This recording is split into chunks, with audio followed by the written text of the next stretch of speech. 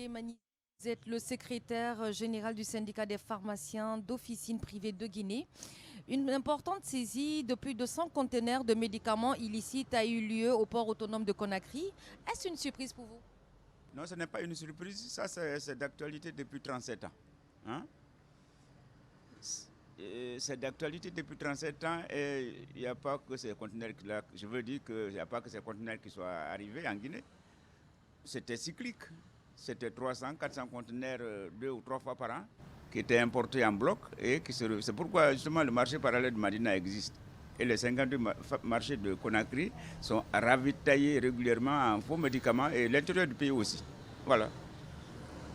Et comment voyez-vous cette décision des nouvelles autorités interdisant à nouveau l'importation et la commercialisation des produits pharmaceutiques par les non-professionnels? Je vous jure, quand j'ai vu le communiqué numéro 10 CNRD du 19 avril, j'ai cru qu'à un poisson d'avril.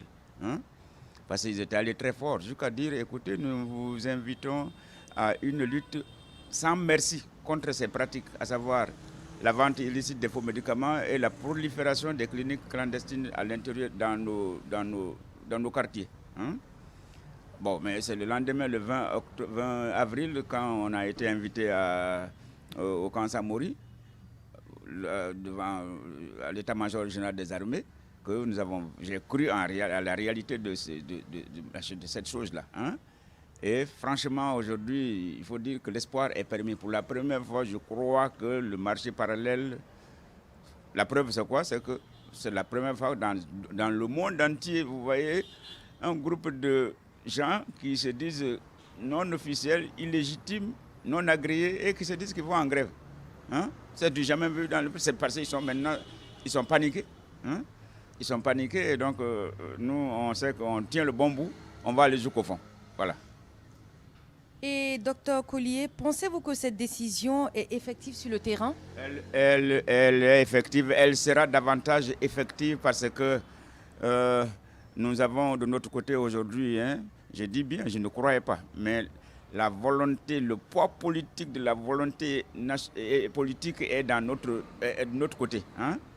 La volonté politique est franchement acquise. Elle est acquise à tel point que je vous dis ici, les conteneurs sont aujourd'hui au port et on en parle, c'est parce que les dispositions sont prises pour que ça ne rentre plus. Sinon avant, les conteneurs, 300, 400 conteneurs rentraient et sortaient, on ne se rendait pas compte. Nous, demain, on va commencer à ouvrir les conteneurs. On a fait déjà certaines analyses du contenu d'un conteneur. On a vu que franchement, c'est des faux médicaments. Donc, et le président, lui, il est direct dessus. Il dit, ouvrez, brûlez les contenus. Hein? Donc il n'y a pas à aller dans 14 heures pour chercher midi. Nous sommes aujourd'hui, on a la volonté avec derrière nous et je crois que c'est la fin du système. J'ai donné ce conseil la dernière fois que le samedi on était en Assemblée générale des pharmaciens de Guinée. J'ai dit cette pratique d'abandonner c'est la fin et c'est le début du renouveau de la Guinée en matière de gestion des médicaments à l'avantage, n'est-ce pas, de la santé de la population. Voilà. Mais vous y croyez parce que on n'est pas notre premier combat. Vous l'avez fait aussi au temps de le colonel Thiebro. Alors maintenant, les choses ont changé. Les choses ont changé. Le dernier gouvernement, il faut dire le gouvernement précédent, franchement, on ne pouvait pas aller plus. On a parlé, on a fait poser des actes, on a voulu aller en grève, tout. Mais le président, professeur Alpha Condé, était très mal entouré. Tous ceux qui étaient ministres à côté de lui étaient des vendeurs de médicaments. On ne pouvait pas avancer. Mais c'est la première fois, c'est les problèmes que nous réglons aujourd'hui avec ce gouvernement de transition, on ne pouvait pas les régler ailleurs, autrement. Hein? C'est pourquoi nous sommes sûrs que nous allons atteindre l'objectif.